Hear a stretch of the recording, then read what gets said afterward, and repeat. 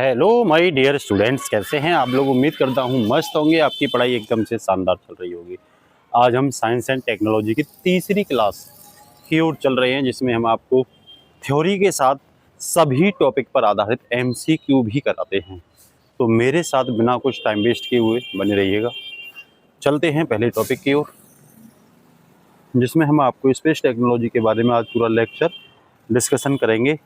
पूछ लेगा space technology के बारे में कि भाई स्पेस टेक्नोलॉजी क्यों पढ़ते हैं, जिसे हम अंतरिक्ष विज्ञान भी कहते हैं। अंतरिक्ष विज्ञान या अंतरिक्ष प्रौद्योगिकी इसीलिए पढ़ते हैं हम लोग, भाई हमें ग्रहों के बारे में, उपग्रहों के बारे में, साथ ही साथ अन्य जो खगोलीय पिंड हैं, सेलिशियस बॉडी हैं, उनके बारे में, नक्षत्रों के बारे में, साथ ही साथ स्पेस से रिलेटेड जो स्पेक्ट्रम है, संचार है, इसको आसान बना पाएँ। तो बिना कुछ टाइम वेस्ट किए हुए चलते हैं। स्पेस मतलब सीधी सीधी बात है कि भारत स्पेस से रिलेटेड क्या कर रहा है। मैं सबसे पहले पढ़ूंगा यहाँ 1962 की इनकोस्पार के बारे में, कि भारत ने इनकोस्पार समिति बनाई थी, जिसे हम कह सकते हो 1962 में, ठीक है ना। भारतीय राष्ट्रीय अंतरिक्ष अनुसंधान समिति, Indian national committee for space research इसका नाम था, ठीक है ना। इसका गठन 1962 में भारत सरकार द्वारा परमाणु ऊर्जा विभाग के तहत किया गया था, मतलब DAE, department of atomic energy के अंतर्गत इनकोस्पार का गठन किया गया था 1962 में। और ये वही समय है जिस समय चाइना से भारत का वॉर चल रहा था। क्या चल रहा था? चाइना से भारत का वॉर चल रहा था। इस समय अगर मैं इस मिशन के, इस समिति के मुख्य नेताओं की अगर बात करूं आपसे, तो सबसे पहले इसके नेतृत्वकर्ता का नाम आता है, जिनका नाम था डॉक्टर विक्रम साराभाई। भारतीय अंतरिक्ष कार्यक्रम के जनक अगर आपसे पूछता है तो भी आप नाम किसका लोगे? डॉक्टर विक्रम साराभाई का ही नाम लोगे। जिसमें कुछ उपलब्धियां बताता हूं तो थुम्मा इक्वेटोरियल रॉकेट लॉन्च स्टेशन, ये थुम्मा है, ध्यान रखना, की स्थापना तिरुवनंतपुरम केरल में की गई थी। कई बार पूछा गया है, 1963 में केरल में की गई थी। और थुम्मा को इसीलिए चुना क्योंकि यह पृथ्वी की चुंबकीय भूमध्य रेखा के करीब पड़ता है, ठीक है। ये थुम्मा है, सुम्मा जिसमें आ गया है टाइपिंग में, सिर्फ थुम्मा देख लेना, ठीक है। ये केरल में पड़ता है, इसको इसीलिए क्योंकि ये मैग्नेटिक जो मेडिटेरियन लाइन है उसके काफी डीप पड़ता है, नजदीक पड़ता है, नियर पड़ता है। इससे रिलेटेड देखो, हर डिस्कशन पर मैं आपको MCQ क्वेश्चन बना के दे रहा हूँ, क्योंकि आपको जो भी टिक लगाना है वो MCQ फॉर्म में ही लगाना पड़ेगा। इसीलिए केवल थ्योरी पढ़ने से काम नहीं चलेगा, आप साथ ही साथ MCQ फॉर्म में जब अपनी स्टडी करते हो, ठीक है, MCQ फॉर्म में जब आप अपनी स्टडी करते हो तो विश्वास करिएगा आपकी तैयारी सबसे अच्छी और स्ट्रॉन्ग रहती है। तो इसी में अगर मैं पहला क्वेश्चन की बात करूं आपसे कि भाई पहला फर्स्ट क्वेश्चन क्या है, तो सीधा सीधा आप लोग ध्यान रखना, अंतरिक्ष अनुसंधान के लिए भारत की मुख्य संस्था इनकोस्पार का गठन कब किया गया था? तो मैंने भी आपको बताया था कि वर्ष 1962 में इधर चाइना का युद्ध भी चल रहा था।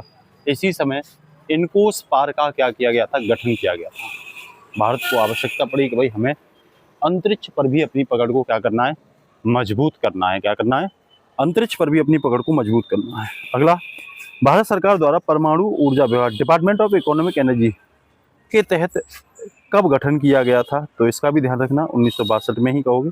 तो इनकोस्पार का किस डिपार्टमेंट के अंतर्गत आती है? तो परमाणु ऊर्जा विभाग के अंतर्गत आती है। इनकोस्पार का पूरा नाम क्या है, ये भी पूछ लेगा आपसे, ठीक है, कि भाई इनकोस्पार जो है, पूछ लेगा अभी भाई इनकोस्पार का पूरा नाम क्या है, ठीक है ना।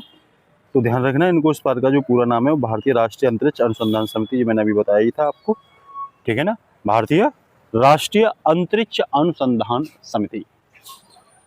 डॉक्टर विक्रम साराभाई निम्न में से किसके रूप में जाने जाते हैं? तो ध्यान रखना, आपसे ये भी पूछ लेगा। तो भारतीय अंतरिक्ष कार्यक्रम के अगर जनक पूछे, मिसाइल नहीं, अंतरिक्ष वैज्ञानिक नहीं, परमाणु आयोग के अध्यक्ष नहीं, यहाँ पे भारतीय अंतरिक्ष कार्यक्रम के अगर जनक आपसे पूछता है तो आप सीधी सीधी भाषा में जवाब विक्रम साराभाई का ही दोगे।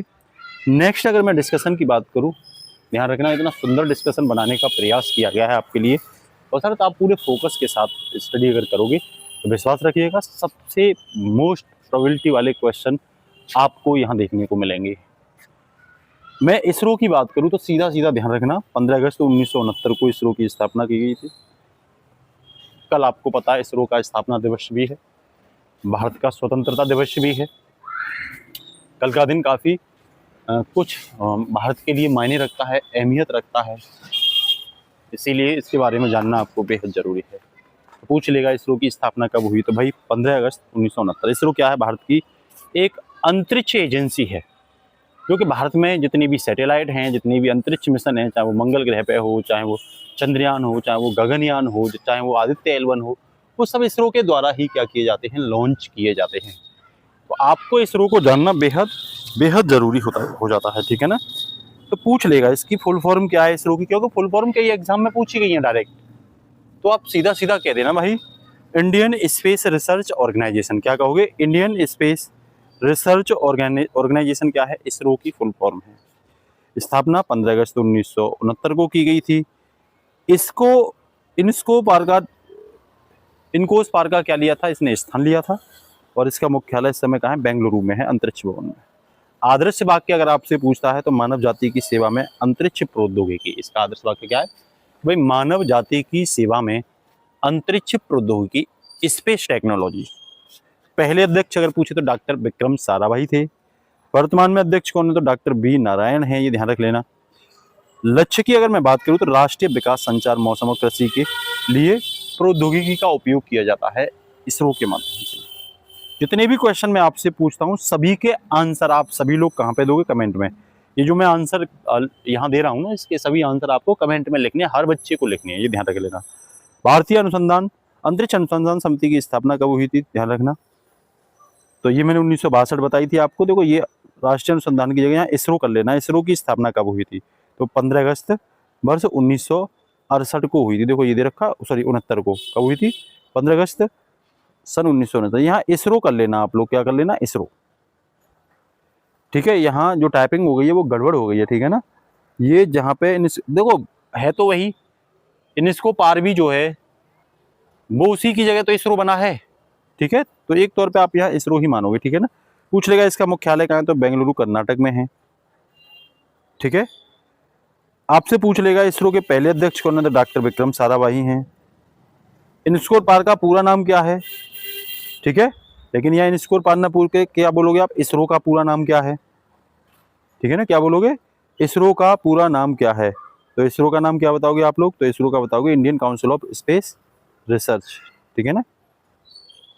ये भी ध्यान रखना, ये इसका आंसर हो जाएगा। इसका आदर्श वाक्य क्या है? तो मानव जाति की सेवा में अंतरिक्ष प्रौद्योगिकी। ये इनस्को पार की जगह आपको इसरो कर लेना, ये मैं फिर बार बार आपको बोल रहा हूँ, ठीक है ना। इसके वर्तमान अध्यक्ष कौन है? तो डॉक्टर बी नारायण इसके वर्तमान अध्यक्ष हैं। इसके साथ ही आगे हम चलते हैं डिपार्टमेंट ऑफ स्पेस की। 1972 में इसकी स्थापना करी गई थी। स्पेस कमीशन बनाया गया था पहले सरकार ने, अंतरिक्ष आयोग बनाया गया था, और साथ ही साथ अंतरिक्ष विभाग का गठन किया था।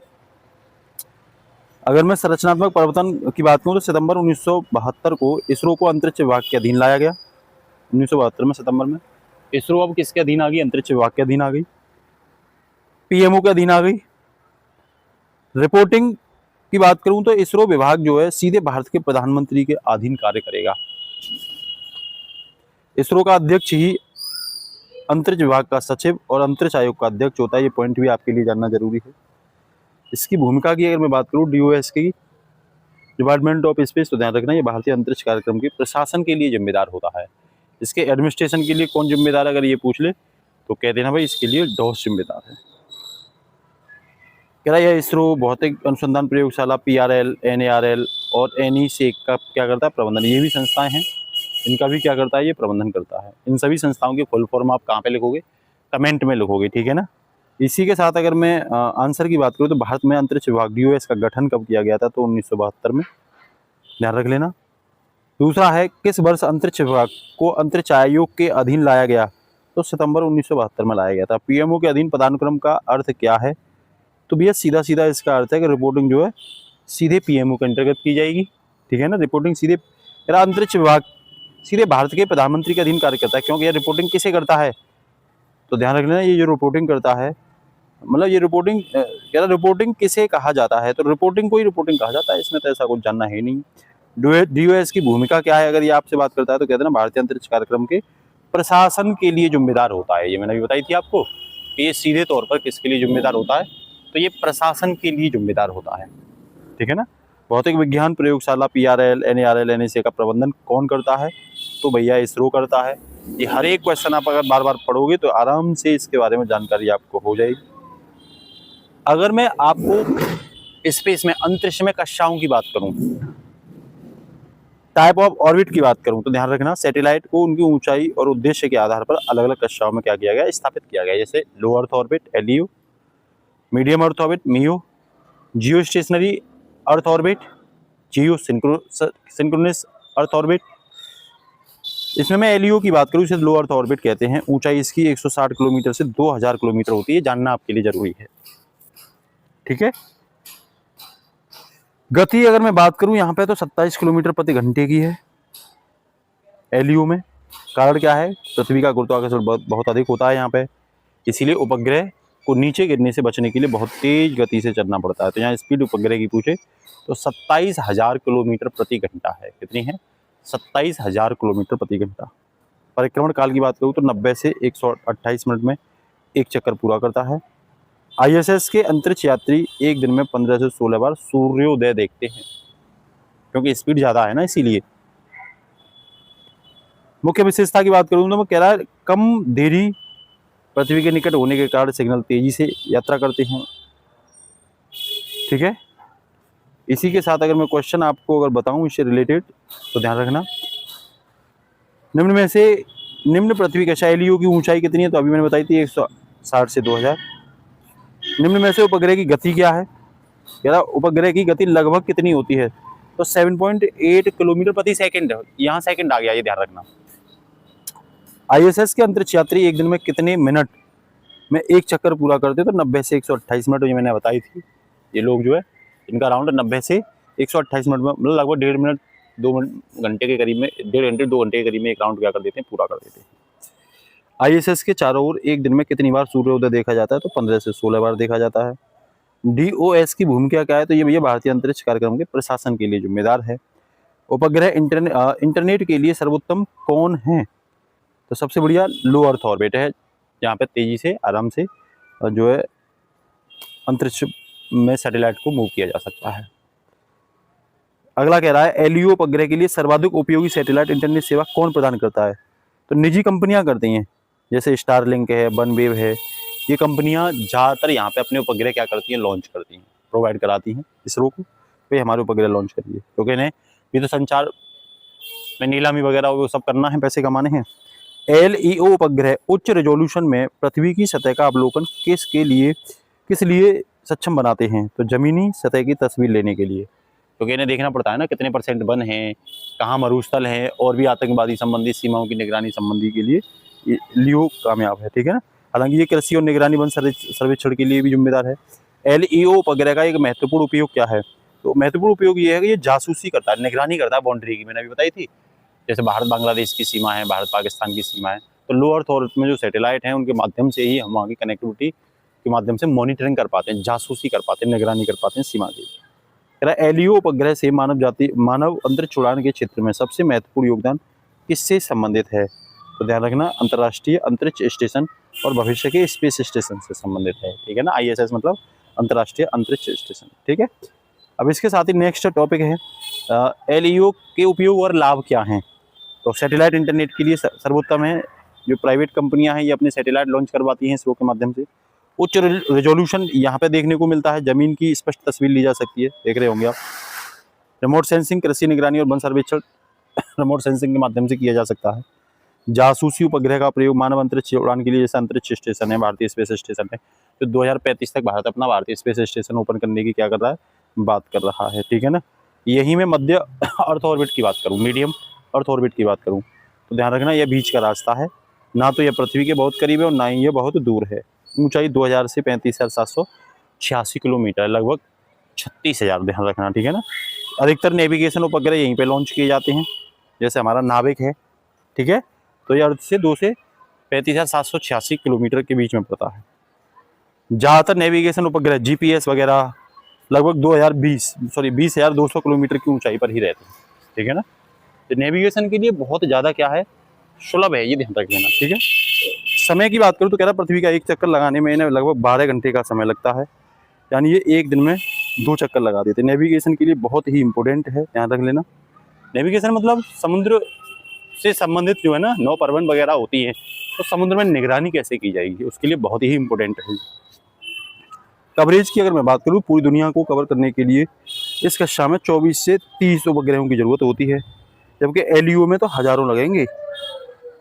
प्रमुख उदाहरण की बात करूँ तो जीपीएस, ग्लोबल पोजिशनिंग सिस्टम, इस कक्षा में एमईओ में ये ध्यान रखना जीपीएस। तो ये महत्वपूर्ण 3 पॉइंट याद रखोगे, ये डिस्टेंस और भैया ये डिस्टेंस। ये आपको क्वेश्चन की फॉर्मेट में यहाँ देखने को मिलेगी।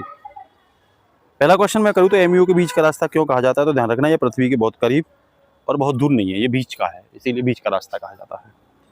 नेविगेशन के लिए एमईओ कितना उपयोगी है, तो ध्यान रखना यह जीपीएस क्यों उपयोगी है, तो दे रहे हैं ये जीपीएस सिग्नल लगभग 20 या 200 किलोमीटर की ऊंचाई पर होने से नेविगेशन को उपयोगी बनाता है, इसीलिए नेविगेशन के लिए मीडियम अर्थ ऑर्बिट बहुत ही ज़्यादा उपयोगी है। ठीक है, नेक्स्ट बात करूँ तो एमईओ उपग्रह मोबाइल कवरेज के लिए क्यों जरूरी है, क्योंकि ये 24 से 30 उपग्रहों की मदद से पूरे विश्व की कवरेज कर सकता है। ठीक है, नेविगेशन कर सकता है।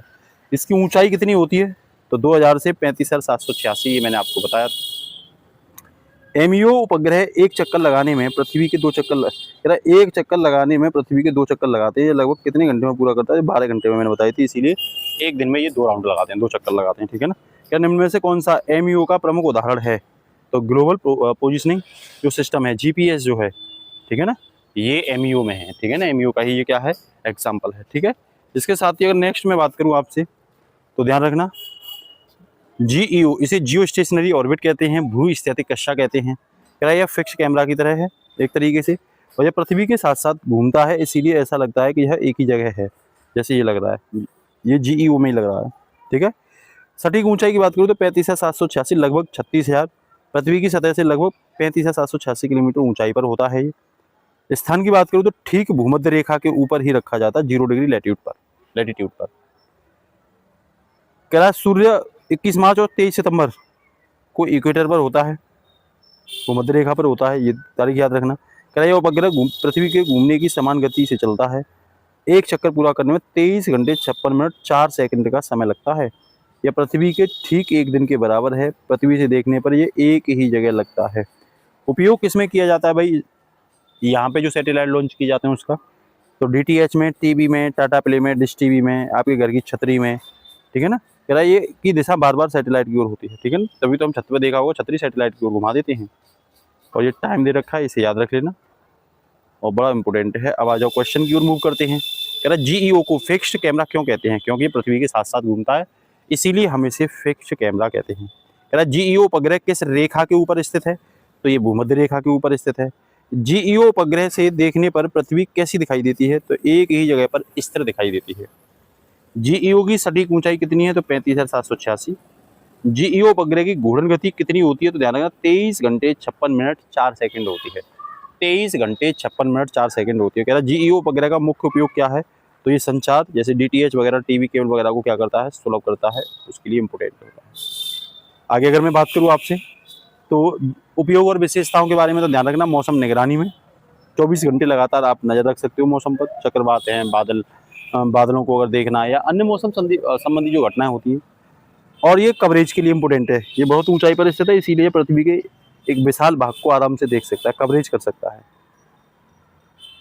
नेक्स्ट मैं करूँ तो पूरी दुनिया को सिग्नल देने के लिए इस कक्षा में केवल 3 उपग्रहों की जरूरत होती है, जो उत्तर और दक्षिण ध्रुव की ओर, जो उत्तर और दक्षिण ध्रुव को छोड़कर होते हैं। कौन कौन से, उत्तर और दक्षिण ध्रुव को छोड़कर होते हैं। 4 अगर मैं बात करूँ तो इनसेट और जीसेट। ये इनसेट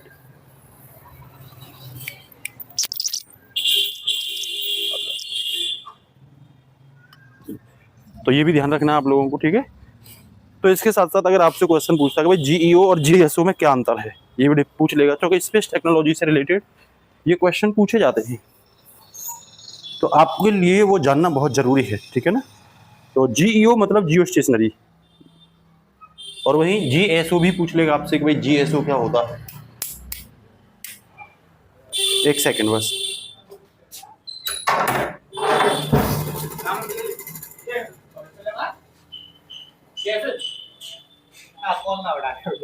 मेरी क्लास चल रही है उनमें।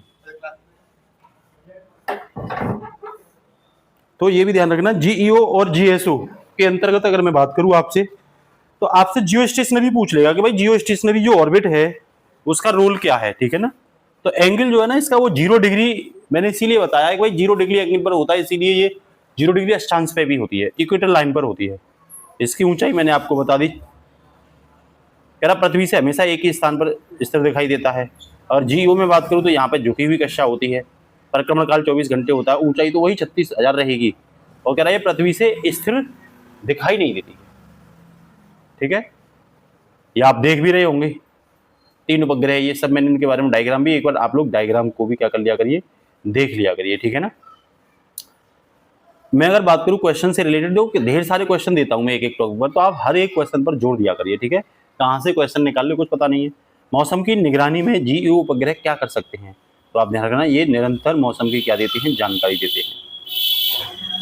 नेक्स्ट कह रहा है रूल ऑफ 3 का सिद्धांत क्या कहलाता है, तो कम से कम 3 उपग्रह इसके अंतर्गत पूरे विश्व को कवरेज कर सकते हैं। जीईओ उपग्रह का मुख्य उपयोग किस क्षेत्र में किया जाता है, तो संचार में और टीवी प्रसारण में किया जाता है। कवरेज का क्या अर्थ है, उपग्रह जितने भी क्षेत्र को कवर करता है उसे कवरेज कहते हैं। जीईओ उपग्रह की एक खास विशेषता क्या है, तो यह पृथ्वी की तरह ही क्या होता है, घूमता है। जीईओ उपग्रह के उदाहरण कौन कौन से हैं इसमें, तो इनसेट सीरीज, जीसेट सीरीज, ये सब जीईओ के अंतर्गत आती है, ठीक है ना। इनसेट और जीसेट सीरीज, तो पीएसएलवी जीएसएलवी ये तो सैटेलाइट होते हैं, लॉन्च व्हीकल है, ये सैटेलाइट लॉन्च व्हीकल, ये चंद्रयान मंगलयान ये तो मिशन है, और ये IRNSS नाविक वगैरह ये हमारी नेविगेशन प्रणाली है, ठीक है। ये भी आप लोग ध्यान रख लेना। ऊंचाई मैंने आपको बता दी, विषुवत रेखा पर देखने को मिलता है, 24 घंटे का समय, कम से कम 3 उपग्रह पूरे की क्या कर सकते हैं, निगरानी कर सकते हैं। इसके साथ ही तो हर क्वेश्चन का आपको जवाब कमेंट में लिखना, ये ध्यान रख लेना। अब ध्रुवीय और सूर्य तुल्यकालिक की बात करूं मैं कक्षा की, तो इसे SSO कहते हैं। कह रहा है निम्न पृथ्वी कक्षा LEO का एक विशेष प्रकार है। या गति की अगर बात करूं तो ये ध्यान रखना, ध्रुव उत्तर से दक्षिण की ओर, जबकि पृथ्वी इसके नीचे पश्चिम से पूर्व की ओर घूमती है। ये क्वेश्चन यहाँ से कई बार क्वेश्चन पूछा गया है। ध्रुव पर उत्तर से दक्षिण, जबकि पृथ्वी इसके पश्चिम से पूर्व याद रखना। कह रहा सूर्य तुल्यकालिक विशेषता की अगर मैं बात करूं तो यह उपग्रह पृथ्वी के किसी भी स्थान के ऊपर से हर दिन हर दिन एक ही स्थानीय समय पर क्या होता है, गुजरता है। मुख्य लाभ की बात करूं, यदि सूर्य का कोण स्थिर रहता है, इसकी परछाई नहीं बदलती, यह समय के साथ तस्वीरों में हुए बदलाव जैसे वनों की कटाई, सैन्य निर्माण की तुलना करना, ये सब की क्या करता है, कवरेज देता है।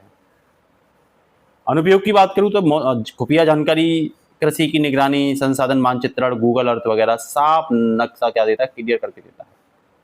इसके कई उदाहरण भी हैं, जैसे IR सीरीज चल रही है, कार्टोसेट सीरीज चल रही है, ठीक है ना, जिसे भारत की आंख भी कहते हैं, तो ये सीरीज भी चल रही है। क्वेश्चन देख लो इससे रिलेटेड। SSO मतलब सन सिंक्रोनस ऑर्बिट कहाँ पे मिलेगी, तो ये निम्न पृथ्वी कक्षा में मिलेगी। SSO उपग्रह का मुख्य लाभ क्या है कि ये हर दिन समान समय पर समान स्थान का क्या करता है, अवलोकन करता है, हर दिन करता है। SSO उपग्रह की गति की दिशा क्या है, तो ध्रुव पर उत्तर से दक्षिण, जबकि पृथ्वी इसके पश्चिम से पूर्व की ओर घूमती है। कह रहा SSO उपग्रह का उपयोग मुख्य रूप से किस कार्य के लिए किया जाता है, तो जासूसी के लिए भी, कृषि के लिए भी, संसाधन मानचित्रण के लिए, सभी के लिए किया जाता है।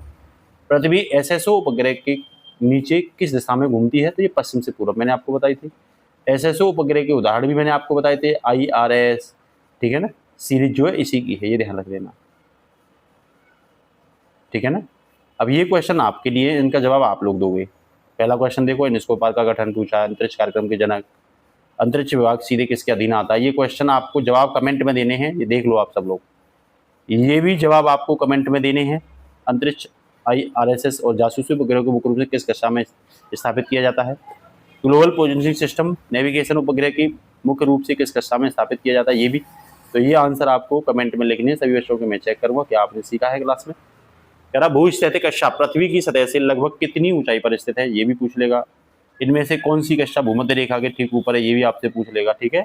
इसके साथ साथ पूरी दुनिया को कवर करने के लिए भूस्थितिक GEO में कम से कम कितने सैटेलाइट की आवश्यकता होती है, कौन सी कक्षा उपग्रह को हर दिन एक ही स्थानीय समय पर किसी स्थान के ऊपर देखने से क्या करती है, अनुमति देती है, ध्यान रख लेना। तो ये भी आपको बताना है। आज की क्लास के